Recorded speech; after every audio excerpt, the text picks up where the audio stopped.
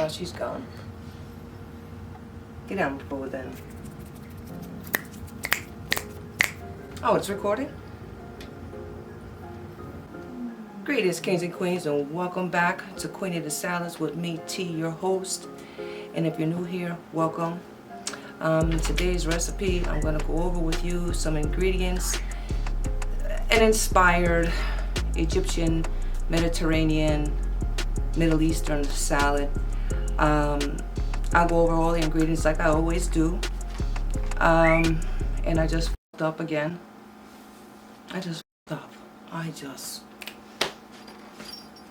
Greetings, kings and queens, and welcome back to QueeningDaSalads. Greetings, kings and queens, and welcome back to QueeningDaSalads with me, T, your host. And if you're new here, welcome. And today's recipe, we are making a powerhouse salad inspired Egyptian, Mediterranean, Middle Eastern salad. Some vegetables are raw, some vegetables are roasted, and I'm going to show you all my preparations to get it together, and we're just going to have a grand old time, guys. Let's go.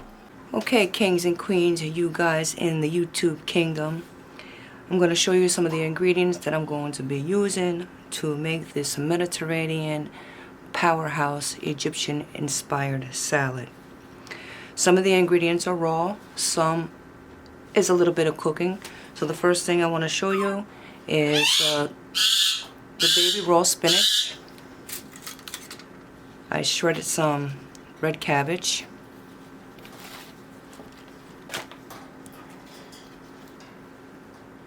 I chopped some nice tomatoes, red onions, and this is one small cucumber chopped. Some cooked garbanzo beans, cooked artichokes. I'm going to be roasting these along with some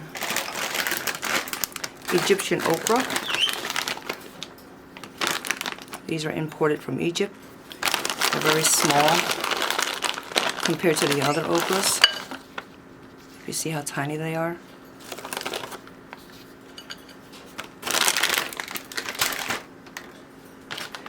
I already have on the stove 1 cup of organic red quinoa. To every 1 cup, you need 2 cups of water. And you cook this on a medium heat with the top covered for about 15 minutes. Check it and just see if it's tender enough. Put it on for another 5 minutes. I'm going to show you how oh, and also here's another vegetable. It's called fennel or fenouil. Fenouil in Italian. Fennel in English, or anise. Some people call it different names. I am going to cut this finely because I'm going to roast this along with the artichokes. Sorry guys. Along with the artichokes and the okra.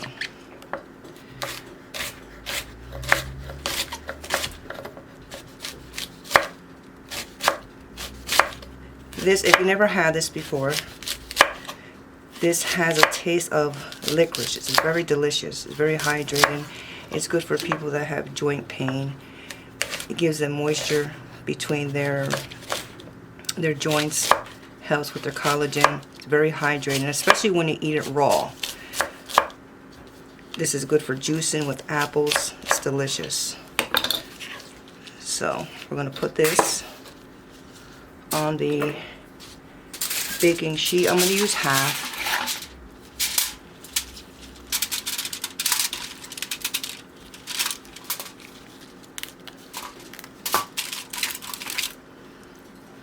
Some artichokes. You can cut them in half if you like. I like them big like this. I'm going to use a few. Okra. I've already opened this because I ate some already.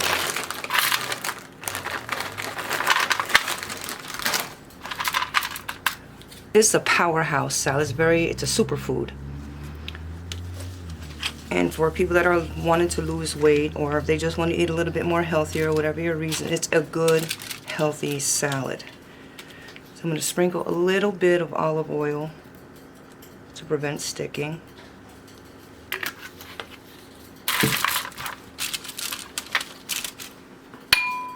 I already have my oven preheated for 350. A little bit of salt.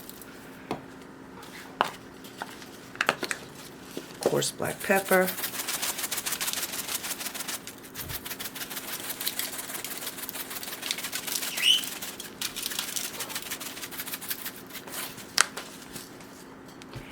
I'm going to put this in the oven for about, I'm going to put it on for 7 minutes first, just to check to see what the texture is, how much cooked it is. I like it a little crunchy, the fennel.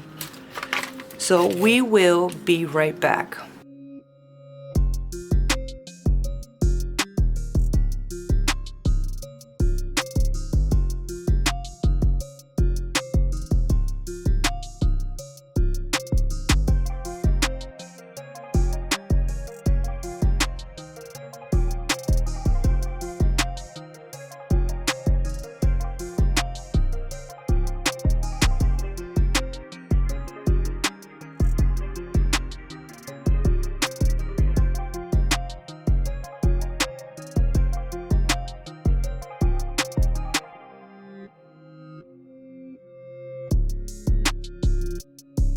Okay guys, we are back. We're going to prepare the dressing. So I juiced lemon juice from 2 lemons.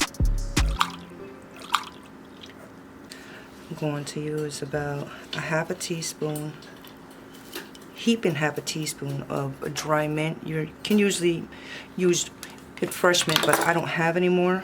So the dry mint comes in handy, especially when we had it in the garden and we dried it. So when the winter time comes, we have it. I'm going to use the same amount of coarse black pepper. And again, I am also missing an ingredient called sumac. And sumac is a bush. It's a native bush from the Middle East, and it produces these deep red berries that are ground down similarly to coarse like this. And it has a tangy lemony taste, so it almost would taste the same, but it would change this to red, but it tastes amazing. I do have some fresh garlic. I chopped myself. This is about 2 small cloves, or you can use 1 depending on how much garlic you like.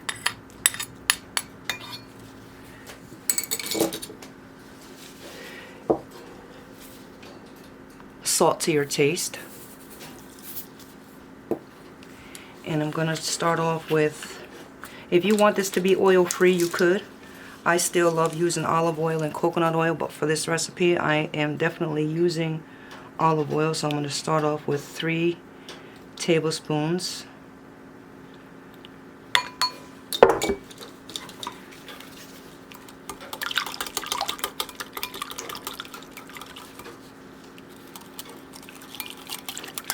If you want to add some heat to this, you could, like some jalapenos or whatever hot pepper you like, if you want pepper flakes. So let's try this. See if we need any more salt. Just a little bit more salt.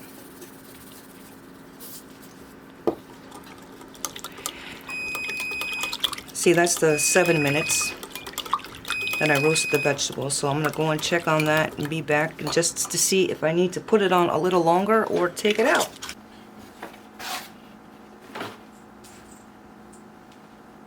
feel like I'm hiding from somebody. You can go.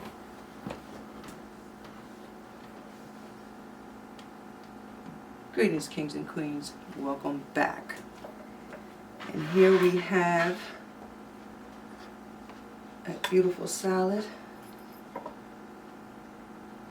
You can see.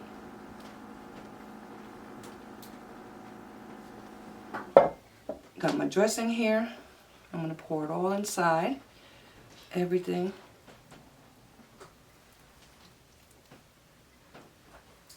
See my rose in the center? I made it out of a carrot. I hope everybody's doing good. So we have roasted okra, roasted fennel, chopped cucumbers, roasted artichoke, cooked chickpeas, tomatoes, and some onions. And underneath we have a bed of spinach. I don't even know how I'm going to eat this, but so I'm going to remove my rose that I made. It's a carrot. I'll eat that later. So I can mix everything. Well, maybe I'm not going to mix everything. A little bit. Little bit. So today, guys, I'm sorry, my cat is starting. Ramone! Come on, Mo. Get out from underneath there. Leave it alone. This is my show. Sammy! Ramone is taking over. He wants to be the star of Queening the Salads. Here comes Foofy. Yeah, here she comes. You see what I gotta go through, guys? Oh, and there's some red cabbage underneath, too. Red shredded cabbage. Sorry, guys. We got some difficulties back here. My cats want to be involved.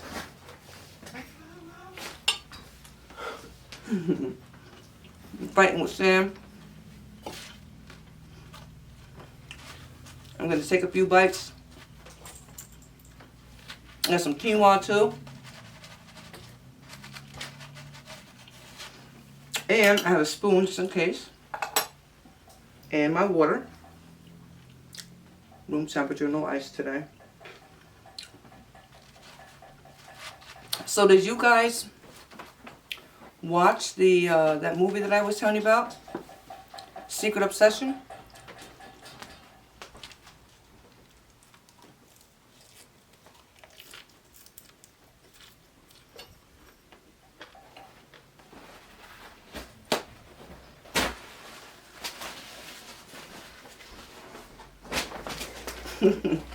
Mo!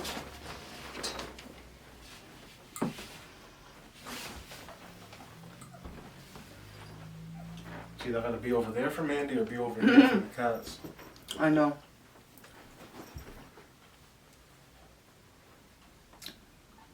Guys, this is a very satisfying salad. It looks like a lot of food. Now it's food now. Food. And this is good for people. I'm not one that's really concerned about my weight.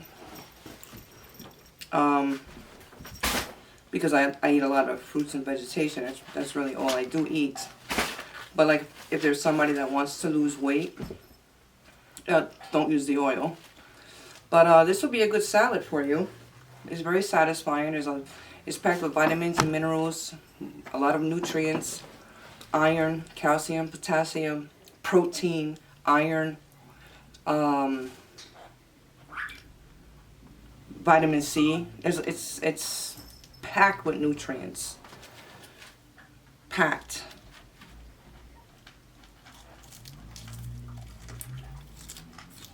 Want to make sure that you're in the center, Mom? I'm in the center? Yeah, that's better. Now? Yeah. Alright. Thanks, Sam. We are really having a difficult time with the cats today, guys. They really want to play around. They were just sleeping. They were both just sleeping. That's Ramone. Isn't he handsome? We call him Mo or Momo. Moni. He answers to everything. All his little nicknames. Look at that nice spinach.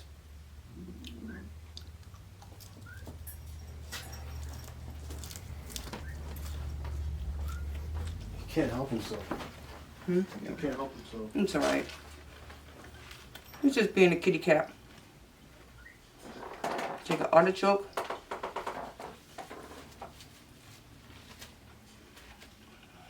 Great recipe.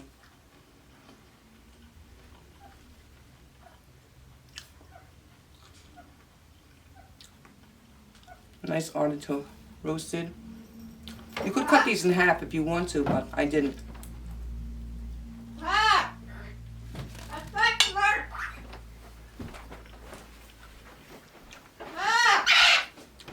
Got the birds in the background.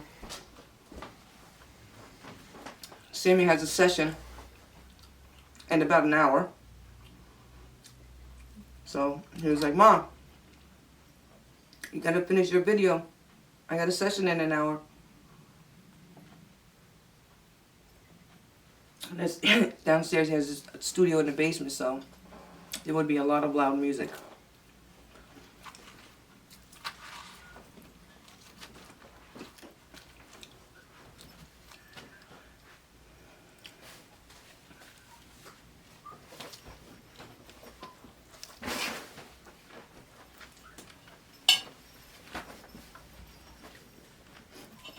Now they're fighting back there. Now they're fighting back there.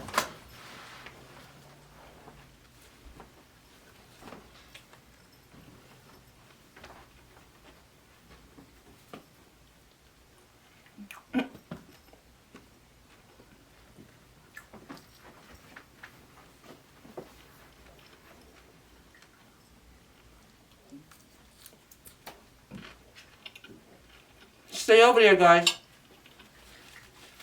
Don't bother the tripod or my backdrop. Want to try something? No. This is delicious. No, thank you. How many people you have coming over tonight? One. Just I one? haven't heard from him, so. One, but I haven't heard from him, so I don't even know. Oh.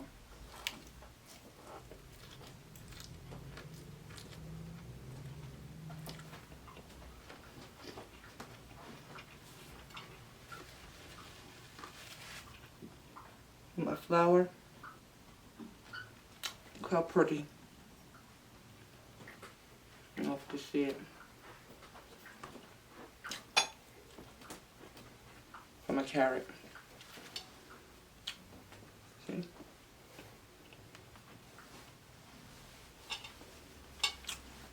And then you roll it out. I have a little tool.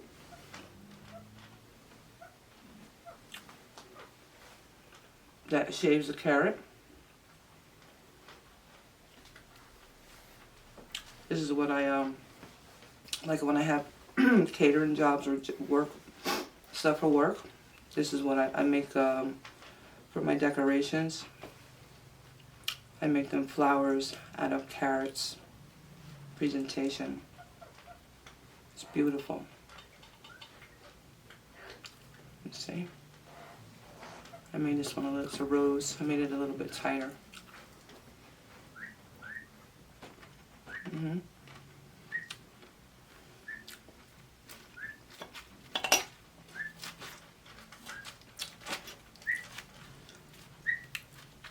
So tell me what salad you guys want me to make.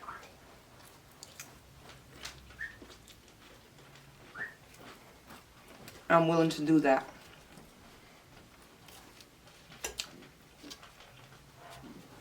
I'm willing to create a salad.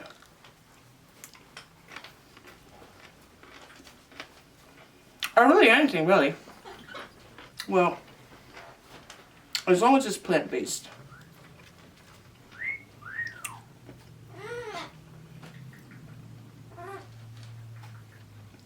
I'm just eating away here, guys, instead of talking.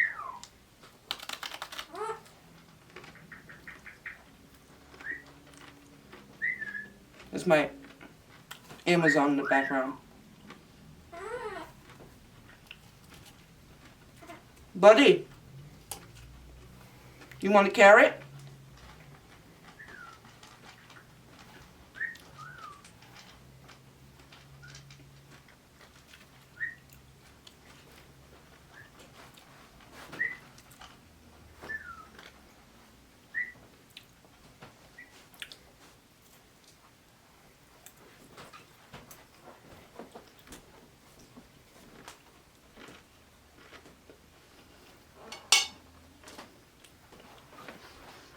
There's just this wind of silence here. Let me just chew it away.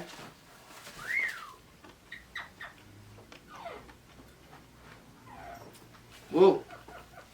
You guys see that? Right in my eye. Right in my eye.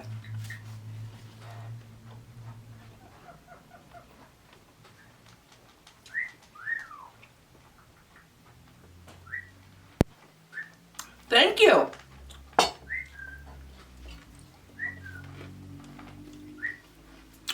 So if you guys are going to make this salad, it's probably better to make it and let it sit. Well, if you're going to use fresh garlic, so all the flavors could marry together. So I chopped like a couple cloves of garlic, or one large piece of garlic clove, with some mint, salt, pepper, lemon juice, and olive oil.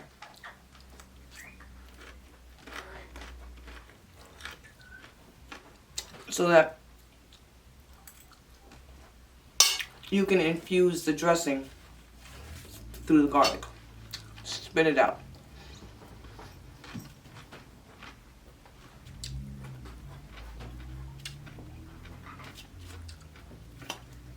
I always make my dressings. I don't like store-bought dressings. I mean, I've had them, you know. I just like making my own stuff, you know, because I know what is in it. I know how old it is. There's no preservatives.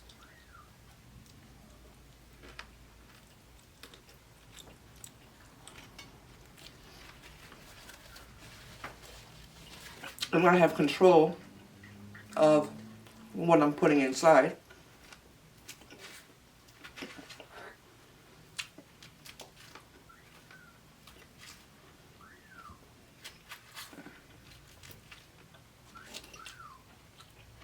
You know what I mean, guys?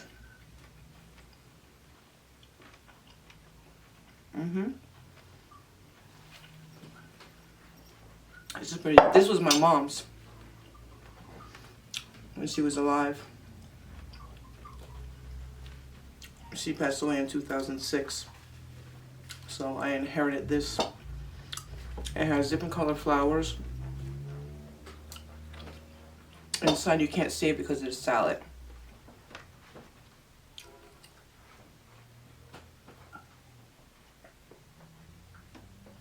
And this was actually brand new. It was still in the box. And it was a food processor.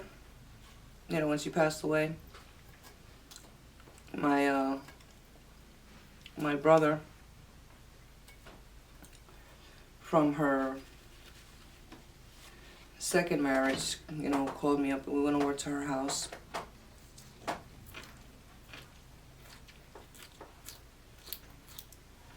You know, to go through her things. And she had a brand new, this is back in 2006.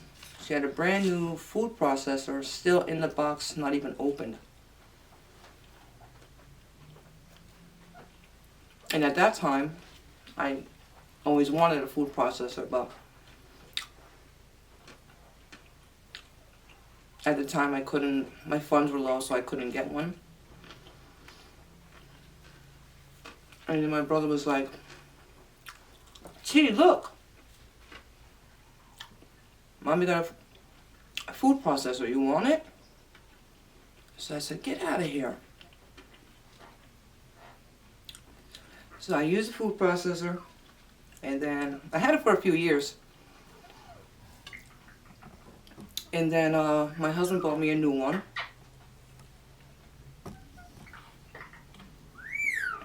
Which is the one that I have now. They last for a while, a long time. And I gave the one that I got from my mom to a co-worker because she didn't have much, so I gave it to her. You know. And also a juicer too, because I also bought a new juicer. And I gave her the food processor, the juicer, and my mom had like lots of like perfumes and Foofy, leave it. Sam, she's on a tripod. Foo! she's rubbing herself on it. And she had lots of little lotions, perfumes. She had clothes that still had tags on them that she never wore.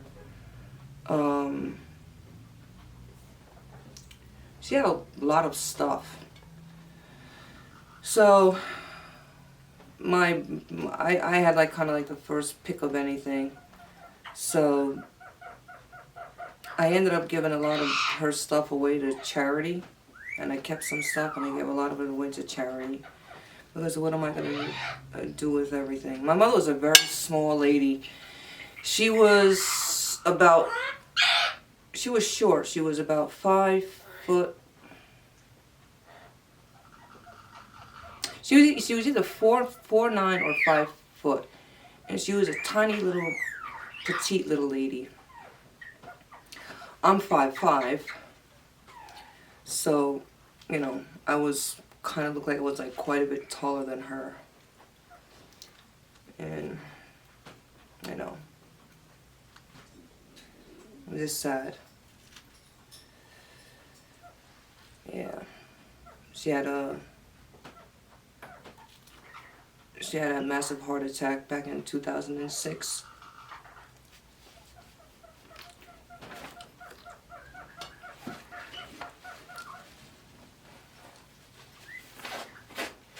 And my brother and my stepfather were there.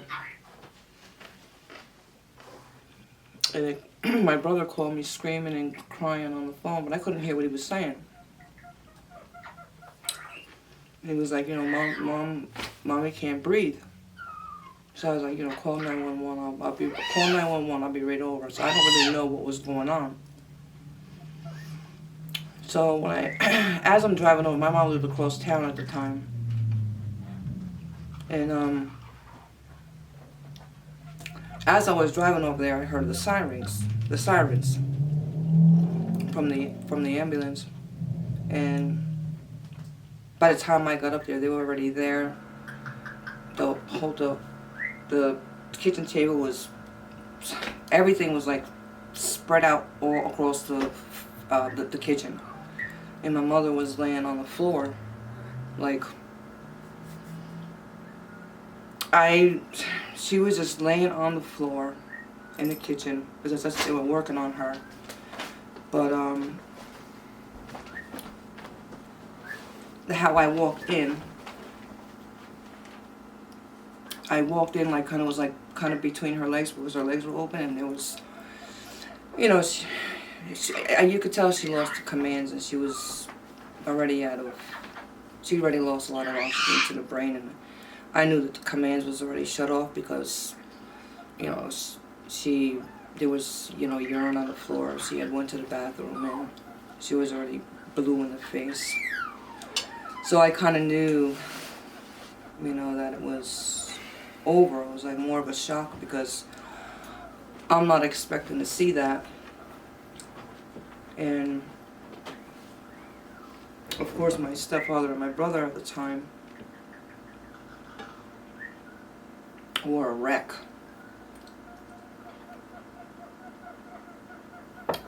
So at that time I couldn't cry at that time. It just didn't set in. I was just trying to digest everything. And anyway, we went to the hospital, and they already said there was nothing they could do. And my stepfather he decided, you know, to want to have her put on a life support, but that's something that I didn't want to do because there was nothing that they could have done. So the only thing that would be keeping her alive is machines.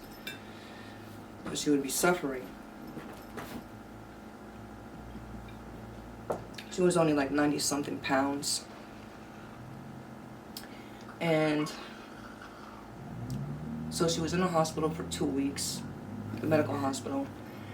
And, you know, they had said, you know, listen, you know, her stay here is, you know, there's nothing we can do for her medically, you know, but that she would have to go into a residential place, you know, for the remaining of her days. And that had happened. It was a day, watch the camera. It was a day after, I went to go see her Sunday, the Sunday before Mother's Day of 2006, and we had a long conversation. And I don't want to get into what we were talking about, but, which was a Sunday. And then the next day this happened, so I got, at least, you know, got the chance to stop over that day. So anyway, we looked for a place for her to go in, like a, get down, fool, a center. We looked for a center for her to go in. And this happened September, no, I'm sorry. I think it was May 10th or May 11th that she had the heart attack back in 2006. And when I would go to the hospital, this is after she's in the center. After she already left the medical hospital. I would go there like every day, 3 times a day. I would like massage her legs, put lotion on her, wash her hair, talk to her, tell her what day it was, what time it was, what we all did. And at the time, my older son was getting ready to graduate 8th grade. And my mom really loved my kids, and they loved her too. And you know, it still hurts, you know, this day. So anyway, I developed a relationship to people that were already in there.